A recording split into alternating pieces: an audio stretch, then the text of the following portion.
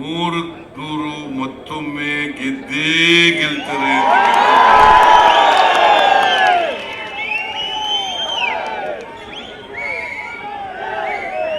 ನಾನು ಮುಖ್ಯಮಂತ್ರಿಯಾಗಿ ಈ ಮಾತನ್ನ ಹೇಳ್ತಾ ಇದ್ದೇನೆ.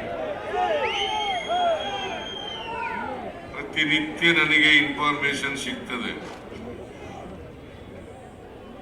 ಅದರ ಆಧಾರದ ಮೇಲೆ ಬಿಜೆಪಿ ಜೆಡಿಎಸ್ ಒಗ್ಗಟ್ಟಾಗಿ ಕೆಲಸ ಮಾಡಿದ್ರು ಕೂಡ ಈ ಕ್ಷೇತ್ರದ ಜನರು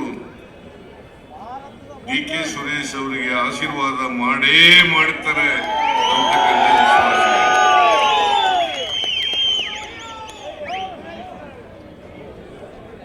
ನಾವು ಅಧಿಕಾರಕ್ಕೆ ಬಂದು 10 ತಿಂಗಳುಗಳಾಯಿತು. 10 ತಿಂಗಳುಗಳಾಯಿತು. ನಾವು ಚುನಾವಣೆಗಿಂತ ಪೂರ್ವದಲ್ಲಿ ನಾನು ಡಿ ಕೆ ಶಿವಕುಮಾರ್ ಅವರು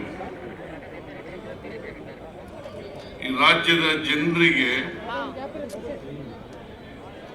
ಅನೇಕ ಭರವಸೆಗಳನ್ನು ನಾವು ಕೊಟ್ಟಿದ್ದೆವು.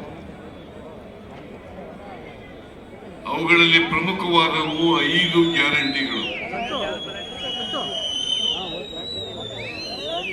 ನಾವು ಅಧಿಕಾರಕ್ಕೆ ಬಂದ ತಕ್ಷಣ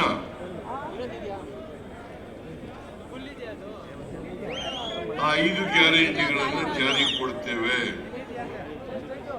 ಅವಕ್ಕೆ ಎಷ್ಟೇ ದುಡ್ಡು ಖರ್ಚಾದರೂ ಕೂಡ ಜಾರಿಗೆ ಕೊಡ್ತೇವೆ. ಬಿಜೆಪಿಯವರು ಅಪಹಾಸ್ಯವನ್ನು ಮಾಡಿದ್ರು. ಈ ಗ್ಯಾರಂಟಿಗಳನ್ನ ಜಾರಿಗೆ ಕೊಡ್ಲಿಕ್ಕೆ ಸಾಧ್ಯ ಆಗಲ್ಲ. ಒಂದು ವೇಳೆ ಕೊಟ್ರೆ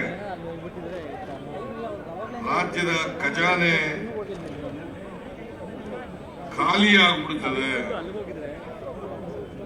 ಅಭಿವೃದ್ಧಿ ಕೆಲಸಗಳಿಗೆ ದುಡ್ಡಿಲ್ಲದಾಗ ಆಗ್ತದೆ.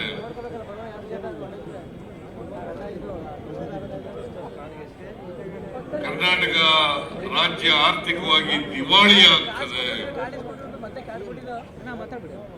ಹೀಗೆ ನಮ್ಮ ಮೇಲೆ ಟೀಕೆಗಳನ್ನ ಈ ಗ್ಯಾರಂಟಿಗಳನ್ನ ಮಾಡಿದ ಮೇಲೆ ಮಾಡಿದ್ರು.